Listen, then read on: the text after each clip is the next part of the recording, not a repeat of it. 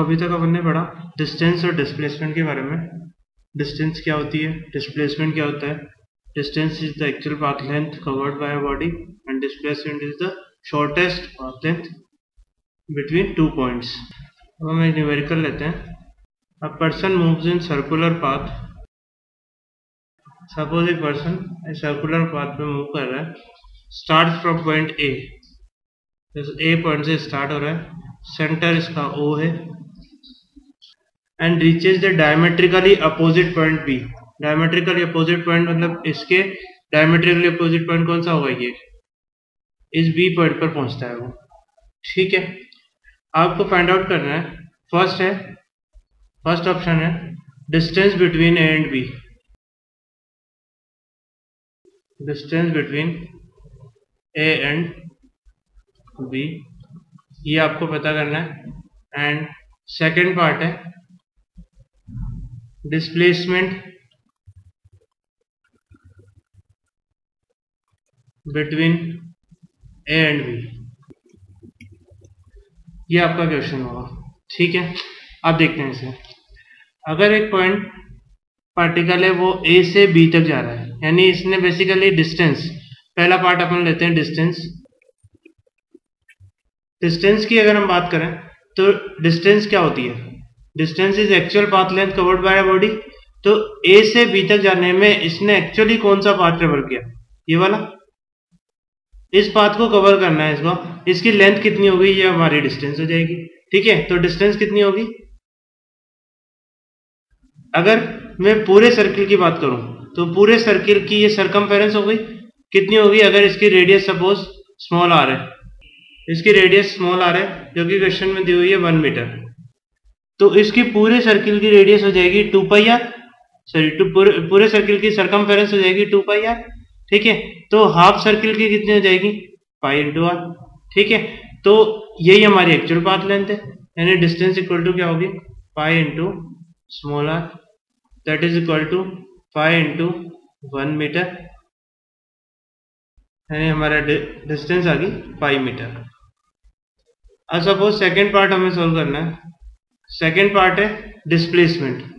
Displacement क्या होता है, फाइनल पॉइंट और इनिशियल पॉइंट के बीच की डायरेक्ट डिस्टेंस, यानी इनिशियल से फाइनल तक की डायरेक्ट डिस्टेंस को अपन डिस्प्लेसमेंट बोल रहे हैं। तो इनिशियल पॉइंट है ए, फाइनल पॉइंट है बी, ए से बी तक की डायरेक्ट डिस्टेंस क्या यही वाली होगी, ए से बी तक की डायरेक्ट डिस्टेंस अपनी ये हो गई। तो इस केस में डिस्प्लेसमेंट हो जाएगी, displacement equal to diameter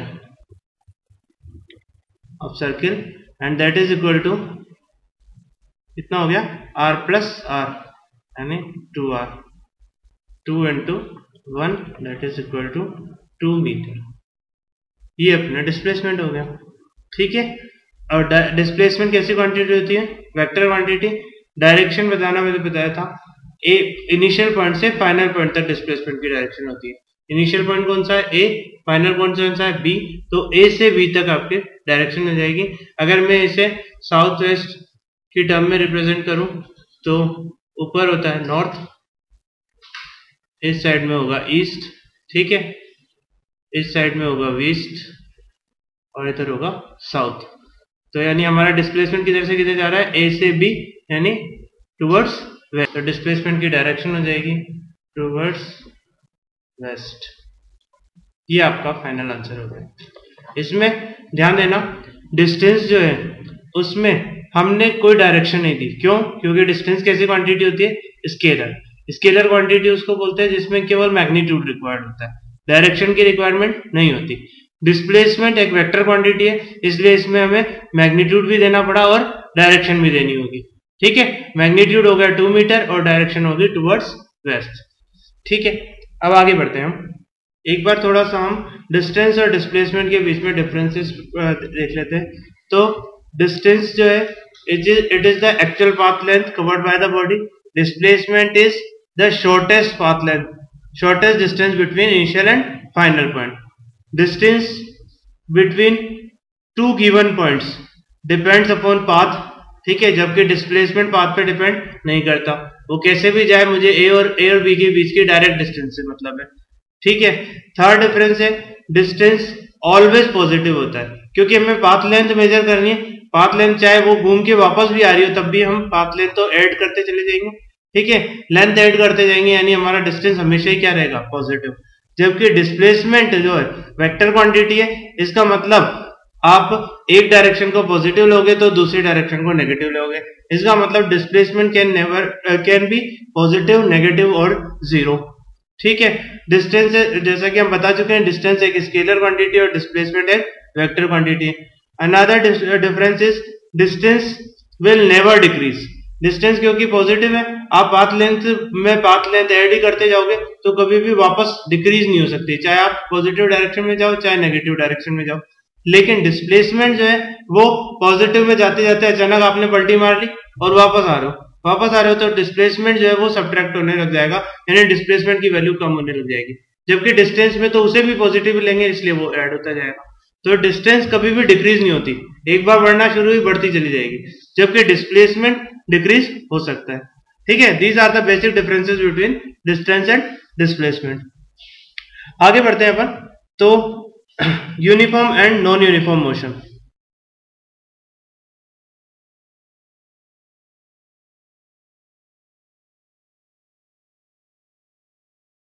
uniform and non uniform motion. First लेते हैं यूनिफॉर्म मोशन।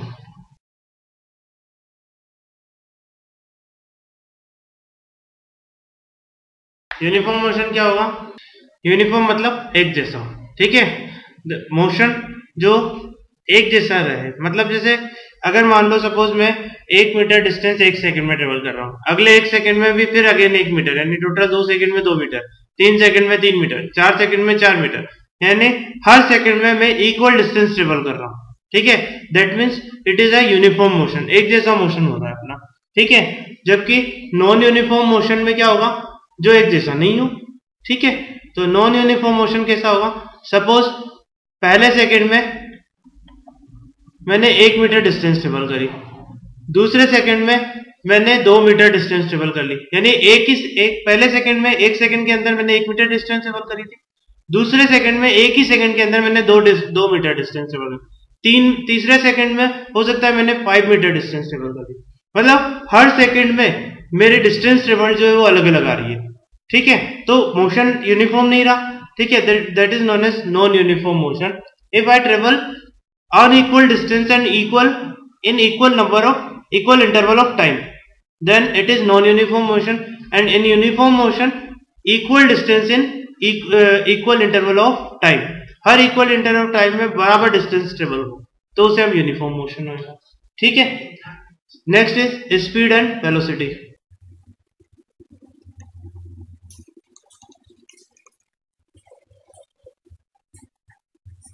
स्पीड और वेलोसिटी, स्पीड और वेलोसिटी क्या होती है? इसमें फर्स्ट पार्ट लेते हैं अपन स्पीड। स्पीड क्या होती है? The distance travelled by a body in unit time is known as speed, ठीक है।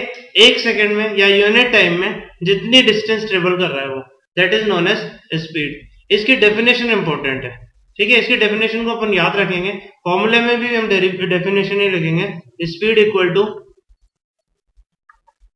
Total distance upon total time taken. Distance upon time is basically speed, ठीक है। इसको हम एस से डिनोट कर रहे हैं और डिस्टेंस को डी से, तो S equal to D upon T, where T is time. SI unit क्या होगी इसकी? डिस्टेंस की क्या होती है? मीटर। टाइम की क्या होती है? सेकंड। तो एसआई यूनिट हो जाएगी इसकी मीटर पर सेकंड। अब स्पीड को हम दो पार्ट्स में क्लासिफाई करते हैं, एक है एवरेज स्पीड और दूसरा होता है इंस्टेंटेनियस स्पीड।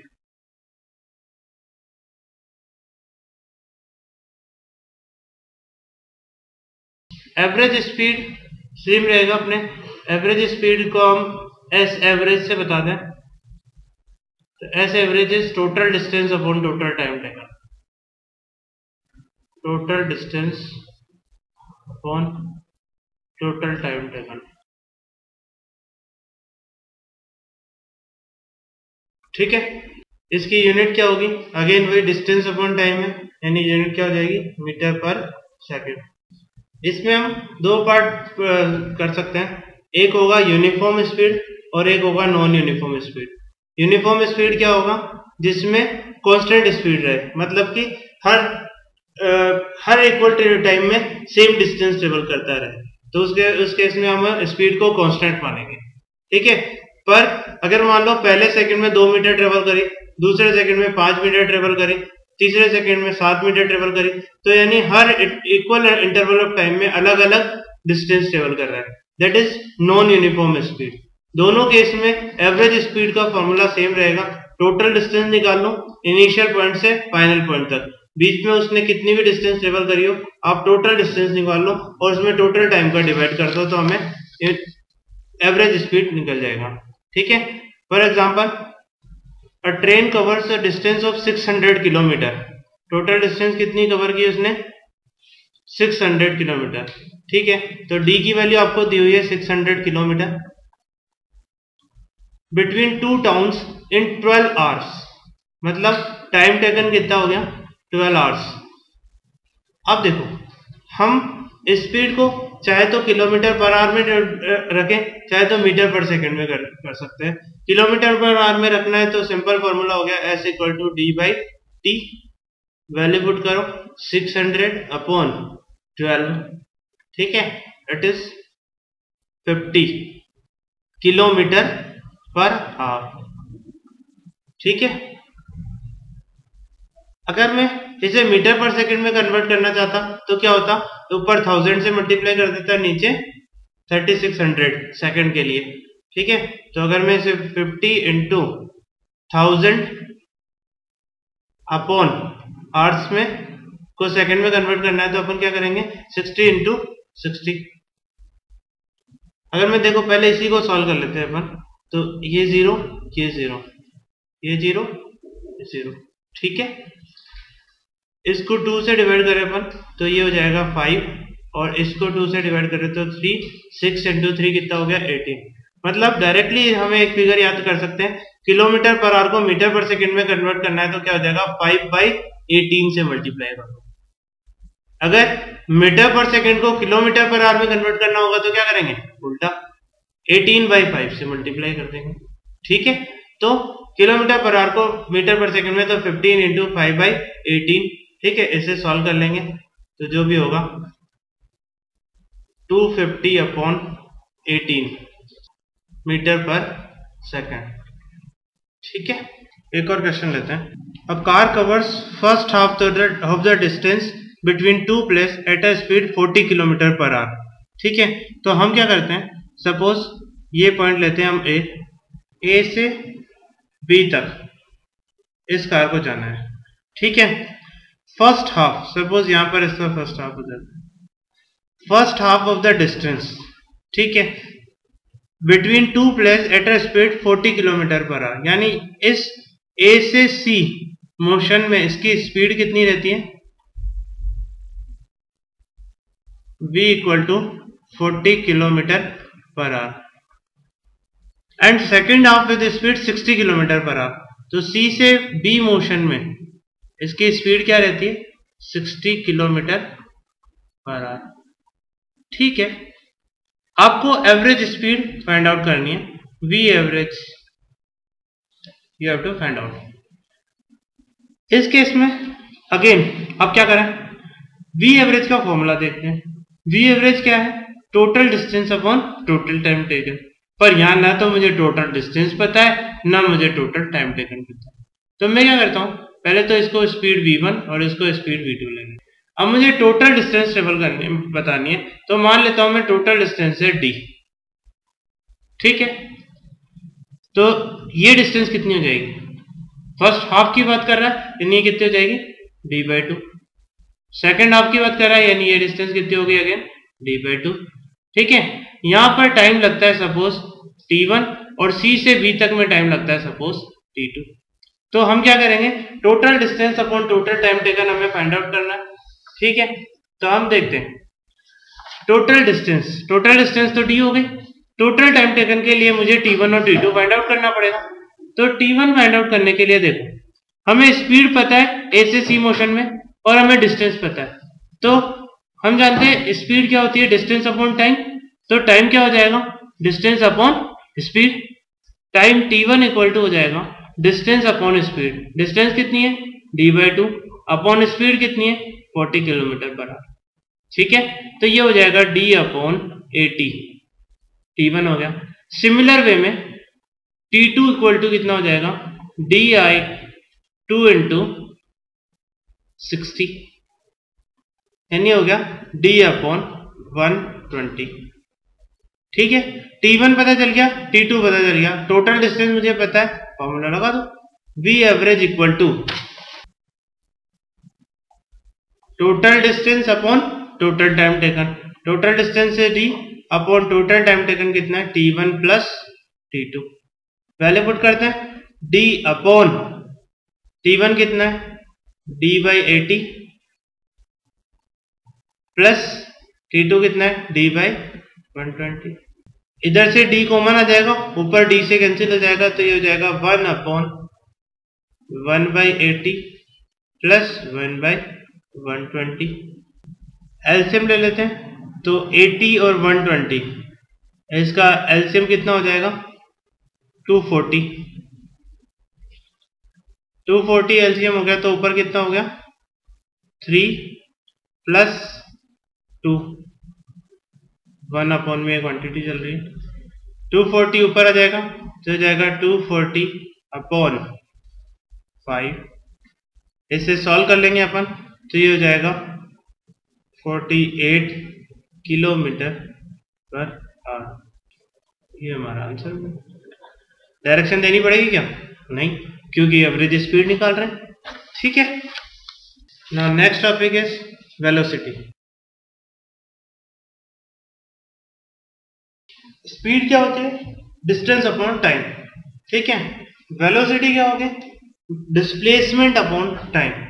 ठीक है, तो वेलोसिटी हम हो जाएगा rate of change of displacement, या यूनिट टाइम में जितना डिस्प्लेसमेंट ट्रेवल किया। ठीक है, दैट इज वेलोसिटी। तो वेलोसिटी इक्वल टू हो गया डिस्प्लेसमेंट अपॉन टाइम। ठीक है, डिस्प्लेसमेंट ध्यान देना, डिस्प्लेसमेंट कैसी क्वांटिटी है, वेक्टर। ठीक है, तो इसका मतलब वेलोसिटी भी कैसी क्वांटिटी आएगी, वेक्टर। स्पीड कैसी क्वांटिटी आई थी, स्केलर। ठीक है, क्योंकि डिस्टेंस अपॉन टाइम था। ठीक है, तो it is a vector quantity, यानी मैग्नीट्यूड और डायरेक्शन दोनों की जरूरत होगी। यूनिट क्या हो जाएगी, डिस्प्लेसमेंट की यूनिट क्या थी, मीटर अपॉन टाइम सेकंड, तो ये हो जाएगा metre per second. Unit is same for both speed and velocity, but there is a difference that speed is scalar while velocity is vector quantity. ठीक है, अब इसमें same uniform velocity and non uniform velocity. Uniform velocity का मतलब होगा कि अगर हम इक्वल डिस्प्लेसमेंट इक्वल टाइम में ट्रेवल कर रहे हैं, तो इसका मतलब होगा यूनिफॉर्म वेलोसिटी। अगर इक्वल टाइम में अनइक्वल डिस्प्लेसमेंट ट्रेवल कर रहे हैं, तो वो कैसी होगी, नॉन यूनिफॉर्म वेलोसिटी। अब यहां सोचने वाली बात यह है कि वेलोसिटी एक वेक्टर क्वांटिटी है। ठीक है, अगर आप डिस्प्लेसमेंट की डायरेक्शन भी चेंज कर रहे हो, तब भी डिस्प्लेसमेंट चेंज होगा। ठीक है, यानी ऐसा जरूरी नहीं है कि अगर इस डिस्टेंस सेम हो तो डिस्प्लेसमेंट भी सेम रहे। फॉर एग्जांपल, अगर एक कार सर्कुलर मोशन कर रही है, सर्किल में घूम रही है, तो उस केस में देखना ध्यान से, मान लो वो एक t इक्वल टू 0 पर यहां थी, t इक्वल टू 1 सेकेंड पर 1 मीटर डिस्टेंस ट्रेवल करा, t इक्वल टू 2 पर फिर 1 मीटर डिस्टेंस ट्रेवल किया, t इक्वल टू 3 पर फिर 1 मीटर डिस्टेंस ट्रेवल किया, 1 मीटर 1 मीटर 1 मीटर 1 मीटर हर सेकंड में 1 मीटर डिस्टेंस ट्रेवल कर रही है। ठीक है, तो डिस्टेंस तो सेम है, पर सोच क्या डिस्प्लेसमेंट की डायरेक्शन कंटिन्यूअसली बदल रही। इसमें डिस्प्लेसमेंट की डायरेक्शन ये होगी, इसमें डिस्प्लेसमेंट की डायरेक्शन ये होगी, इसमें डिस्प्लेसमेंट की डायरेक्शन ये होगी, यानी डिस्प्लेसमेंट की डायरेक्शन कंटिन्यूअसली बदल रही है। इसलिए ये यूनिफॉर्म स्पीड का मोशन तो होगा, लेकिन इसकी ये यूनिफॉर्म वेलोसिटी मोशन नहीं होगा। क्या बात समझ में आ रही है? ठीक है, तो ये मोशन होगा नॉन यूनिफॉर्म वेलोसिटी का, ठीक है, और यूनिफॉर्म स्पीड का। ठीक है, तो दोनों में अंतर समझ में आ रहा है अपने पास। स्पीड और वेलोसिटी में difference, speed is scalar quantity while velocity is vector quantity. Speed का फॉर्मूला क्या होगा, distance travelled upon time taken. Velocity का फॉर्मूला क्या होगा, displacement travelled upon time taken.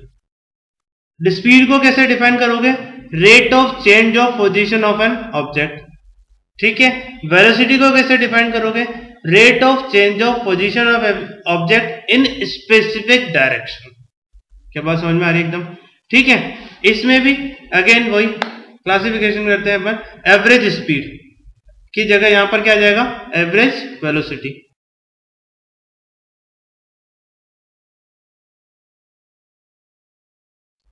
Average velocity क्या हो जाएगी, देखो एवरेज स्पीड क्या थी, average speed equal to total distance upon total time taken. यहां पर हमें एवरेज वेलोसिटी निकालना है, तो एवरेज वेलोसिटी क्या हो जाएगी, v वेक्टर एवरेज, ये क्या हो जाएगी, total displacement upon total time taken, ठीक है। तो इसको हम ऐसे भी बताते हैं, v एवरेज वेक्टर यानी average velocity equal to total displacement delta x vector upon total time taken delta t, ठीक है। ये वेक्टर क्वांटिटी होगी, इसकी यूनिट क्या होगी, डिस्प्लेसमेंट की यूनिट क्या है, मीटर, अपॉन टाइम की यूनिट क्या है, मीटर पर सेकेंड। ये अपने एवरेज वेलोसिटी की यूनिट होगी, ठीक है। इसको समझने के लिए अपन एक एग्जांपल लेते हैं। An object travels with velocity 1.5 metre per second eastward. तो देखो सबसे पहले तो अपन ईस्ट नॉर्थ की बात कर रहा है, तो अपन नॉर्थ साउथ ईस्ट वेस्ट बना लेते हैं। ये हो गया नॉर्थ, ये हो गया ईस्ट, इसके सामने वेस्ट, नीचे साउथ, ठीक है। क्वेश्चन है, object travels with velocity 1.5 metre per second eastward, ठीक है। यानी ऑब्जेक्ट सपोज इस पॉइंट पर था O, सबसे पहले वो 1.5 मीटर पर सेकेंड से ईस्टवर्ड ट्रेवल करता है, 1.5 मीटर पर सेकेंड, ठीक है। ईस्ट डायरेक्शन इधर हो गई तो इधर की तरफ आ गया। चलो भाई आगे बढ़ते, फॉर 2 सेकेंड, ठीक है।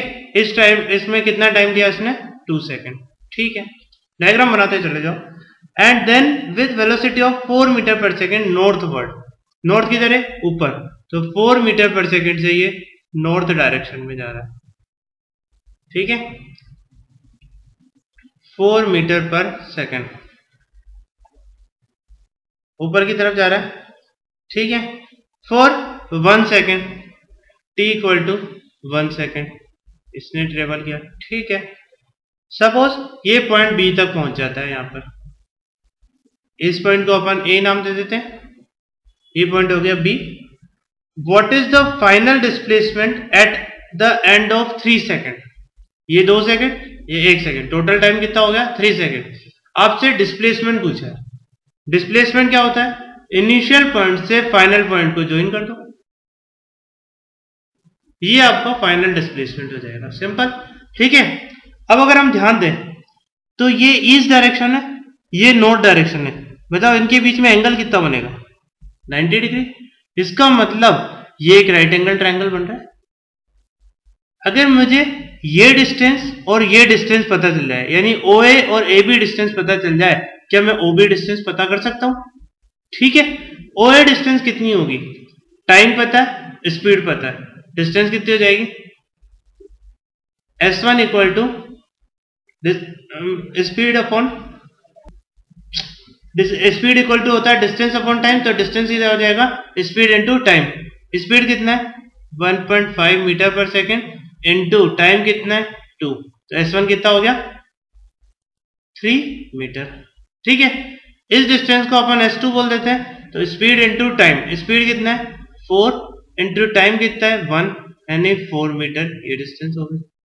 अब देखो ये एक राइट एंगल ट्रायंगल बन रहा है, राइट एंगल ट्रायंगल में ये बेस हो गया, ये परपेंडिकुलर हो गया, ये हाइपोटेन्यूज हो गया, तो हाइपोटेन्यूज कितना हो जाएगा, under root of base square plus perpendicular square, यानी OB इक्वल टू हो जाएगा under root of base square यानी 3 का स्क्वायर प्लस परपेंडिकुलर स्क्वायर यानी 4 स्क्वायर।